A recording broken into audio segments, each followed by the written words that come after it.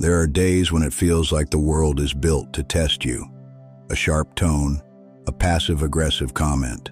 Someone cuts you off, disrespects you, mocks you, and you feel that heat rising. Your fists clench, your chest tightens. A voice in your head screams, "Say something, fight back, don't just stand there." You felt this before, and each time, it ends the same.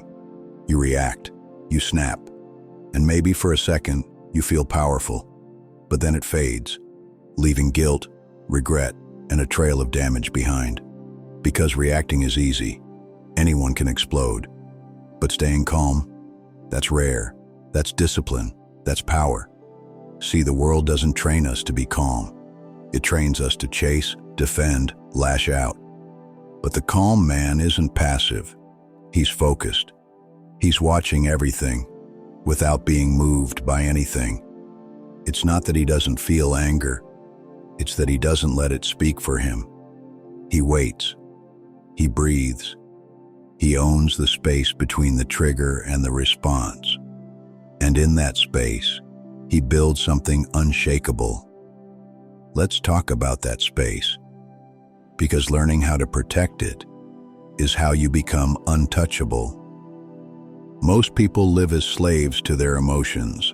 One insult, one delay, one wrong word, and they're gone. Spinning, reacting, bleeding energy over things they can't control. But if your peace depends on the behavior of others, you'll never have peace at all. The calm man doesn't suppress emotion. He studies it. He observes the burn in his chest without feeding it. He hears the insult, feels the heat, and still, he waits. Because he understands this. The first response is rarely the wisest. Reacting in the moment feels good. It feels like strength. But it's not. It's surrender. You've just handed your power to whatever triggered you. And most of the time, what triggers you isn't even worth the weight it pulls from you. The calm man knows this. He trains himself to slow down when everything tells him to speed up, to speak less when his ego screams to defend itself, to pause when his pride says, "Don't take that." It's not about being weak. It's about being in control. Anyone can react, but not everyone can choose their response. That's not natural. That's trained. And that training starts the moment you decide to stop giving everything access to your mind. Real calm isn't quiet lips. It's a quiet mind. You could be smiling, nodding, playing it cool. But if inside you're boiling, you haven't mastered anything. The calm man doesn't perform peace. He becomes it. Not because life is soft, but because his foundation is solid. He doesn't need to prove his point. He doesn't chase the last word. He doesn't defend his ego in every interaction, because he knows who he is. And that knowing is louder than any argument. Most people seek calmness in the external. Less drama, fewer difficult people, perfect timing. But the storm isn't out there. It's inside. If you don't learn to face that internal noise, you'll spend your life being pulled by everything that moves. So what does the calm man do differently? He gives himself space. He breathes before he bites. He watches the wave come and lets it pass. He's not emotionless. He's emotionally trained. And that training doesn't make life easier. It just makes him stronger than the chaos.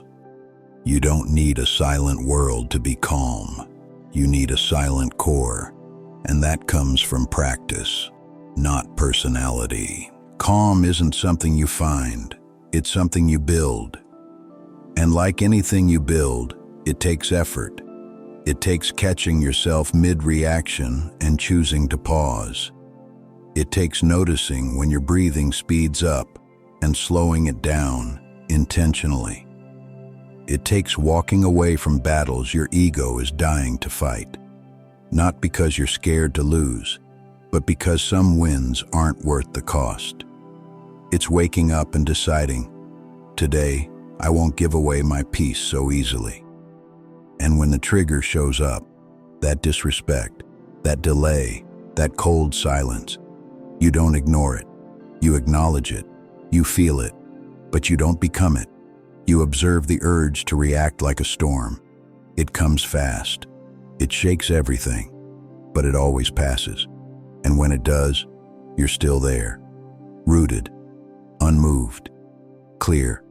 That moment where you could have exploded but didn't. That's power. That's not weakness. That's wisdom choosing when to speak and when to stay silent. You don't owe a reaction to everything that pokes your pride. Sometimes silence is your greatest move.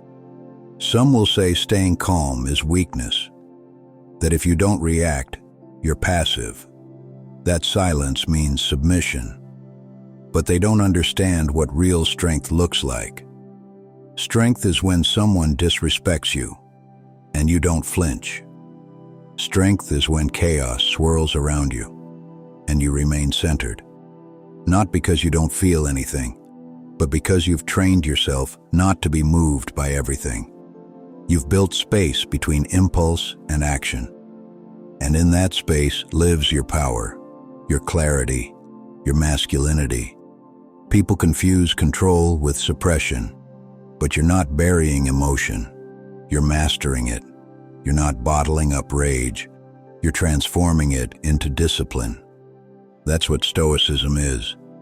Not detachment, but deliberate presence. A calm man doesn't pretend to be above emotion. He just refuses to let emotion drive the car. Because once emotion takes the wheel, your values, your integrity, your logic, they all take the back seat. And if you live that way long enough, you forget who you are. So here's the truth. Every time you stay calm when it would be easier to explode, you're not avoiding the fight. You're winning the one inside. You can't control how people speak to you. You can't stop the delays, the bad days, the moments that push your limits. But you can train yourself not to be pulled by them.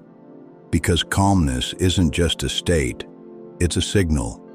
It tells the world, I don't move unless I choose to. And when you carry that energy, people feel it. They stop testing you. They stop pushing you. Because your presence says what your mouth doesn't have to.